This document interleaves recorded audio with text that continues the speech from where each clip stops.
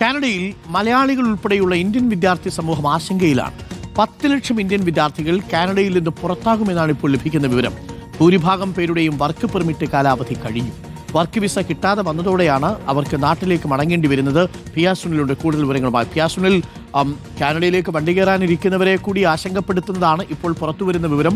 10 ലക്ഷം Indian വിദ്യാർത്ഥികൾ എന്ന് പറയുമ്പോൾ അതിൽ നല്ലൊരു വിഭാഗം മലയാളികളായിട്ടുള്ള വിദ്യാർത്ഥികളുണ്ടാവും, പഞ്ചാബിൽ നിന്നുള്ളവരുണ്ടാവും, ഗുജറാത്തിൽ നിന്നുള്ളവരുണ്ടാവും. എന്താണ് ഇങ്ങനൊരു പ്രത്യേക സാഹചര്യം ഇപ്പോൾ വരാൻ ഇടയാക്കിയത്?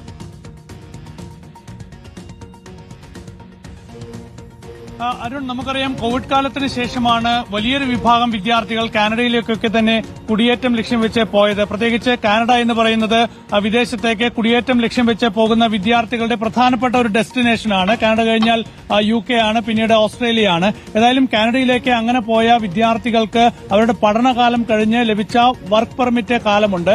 സാധാരണ 1 വർഷത്തെ കോഴ്സ് എടുക്കുകയാണെങ്കിൽ 1 വർഷം മുതൽ 2 വർഷം വരെയും, 2 വർഷത്തെ കോഴ്സാണ് എടുക്കുന്നതെങ്കിൽ 3 വർഷം വരെയും വർക്ക് പെർമിറ്റ് ലഭിക്കും. ഈ വർക്ക് പെർമിറ്റ് കാലത്താണ് ഇവർ ഏതെങ്കിലും സ്ഥാപനങ്ങളിൽ ജോലിക്ക് കയറേണ്ടത്. അവിടെ നിന്ന് വർക്ക് വിസ സംഘടിപ്പിച്ച് പിന്നീട് അവരവിടെ ജോലിയിൽ തുടർന്നാൽ മാത്രമേ കുടിയേറ്റം സാധ്യമാവുകയുള്ളൂ. പക്ഷേ ഇങ്ങനെ തുടർന്ന വർക്ക് പെർമിറ്റ് കാലത്ത് തുടർന്ന വിദ്യാർത്ഥികൾക്കാണ് ഇപ്പോൾ അവരുടെ പെർമിറ്റിന്റെ കാലാവധി അവസാനിക്കുന്നത്. പക്ഷേ ഇതിൽ ഭൂരിഭാഗം പേർക്കും ജോലി ലഭിച്ചിട്ടില്ല എന്നതാണ് ഏറ്റവും പ്രധാനപ്പെട്ട കാര്യം. അതുകൊണ്ട് വലിയൊരു റീമൈഗ്രേഷൻ ഒരുപക്ഷെ ഇന്ത്യയിലേക്ക് ഉണ്ടാകും എന്നുള്ള സൂചനകളാണ് ഇപ്പോൾ കാനഡയിൽ നിന്ന് പുറത്തുവരുന്നത്.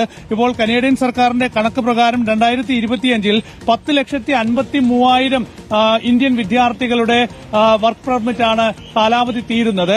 ഇതുകൂടാതെ 2026 ഈ വർഷം ആദ്യ 3 മാസത്തിൽ 9,27,000 വിദ്യാർത്ഥികളുടെ കൂടി വർക്ക് പെർമിറ്റിന്റെ കാലാവധി തീരുകയാണ്. അങ്ങനെ ഏതാണ്ട് 2 മില്യൺ 20 ലക്ഷത്തോളം വിദ്യാർത്ഥികളാണ് ഇപ്പോൾ വർക്ക് പെർമിറ്റ് തീരുകയും തീരാൻ പോവുകയും ചെയ്യുന്നത്. അപ്പോൾ ഇതിൽ വലിയൊരു വിഭാഗം ഏതാണ്ട് 10 ലക്ഷത്തോളം ഇന്ത്യൻ വിദ്യാർത്ഥികളാണ്. ഒരുപക്ഷെ അതിൽ പകുതിയോളം മലയാളികളായിരിക്കാം.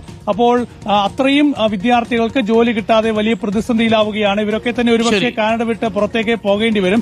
ഏതായാലും വർക്ക് പെർമിറ്റ് തീർന്നാൽ പിന്നീട് വിസയില്ലെങ്കിൽ കാനഡയിൽ തുടരാനാകില്ല. അങ്ങനെ ഒരു വലിയ പ്രതിസന്ധിയിലേക്ക് ഇന്ത്യൻ വിദ്യാർത്ഥികൾ നീങ്ങുകയാണ്. Thank you.